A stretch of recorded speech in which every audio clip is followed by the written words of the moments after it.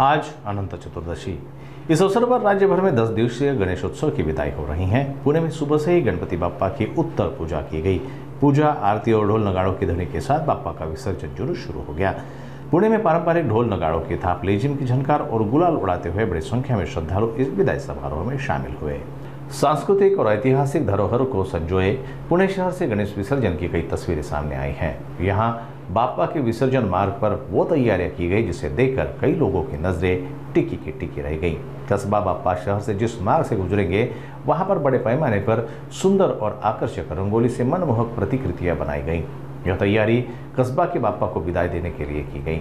बाप्पा का जुलूस अपने मार्ग पर है। ढोल नगाड़ों की ध्वनि के साथ बाप्पा को विदाई दी जा रही है। वहीं इस विदाई रैली में राजनीतिक जगत की कई बड़ी हस्तियां में भी अपनी हाजिरी लगाई। उप मुख्यमंत्री अजित पवार, केंद्र राज्य मंत्री मुरलीधर मोहोळ, मंत्री चंद्रकांत पाटिल, आमदार बापूसाहेब पठारे, उपसभापति नीलम गोरे जैसे दिग्गज बाप्पा को विदाई देने के लिए पहुंचे।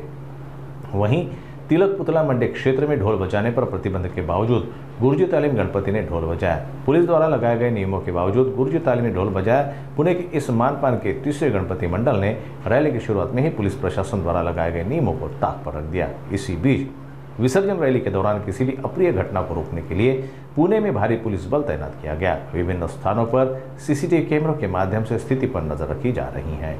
खूप वर्ष मी जवळजवळ 25 वर्षापेक्षा जास्त काळ मी या मिरवणुकीमध्ये येते आहे आणि या मिरवणुकीच्या मध्ये ज्या प्रकारे सगळे एकमेकाला भेटतात, म्हणजे एक वारीच असते। पंढरपूरला जशी वारी असते तशी ही अनंत चतुर्दशीला हजारो सगळ्या लोकांचा एक फार मोठा मेळा असतो। विशेष म्हणजे विधानसभा निवडणुकीत विजय मिळाल्यानंतरचं हे गणेशोत्सव आहे। त्यामुळे ज्या ज्या प्रार्थना आम्ही गेल्या गणेशोत्सवात केल्या होत्या त्या प्रार्थना पूर्ण प्रभूंनी केलेल्या आहेत आणि पुढच्या काळामध्ये सुद्धा चांगलं काम करण्याची शक्ती आणि संधी ही माननीय पंतप्रधान नरेंद्र मोदी साहेब, अमित शहा, महाराष्ट्रामध्ये देवेंद्र फडणवीस, एकनाथ शिंदे, अजित पवार यांना सगळ्यांना द्यावी।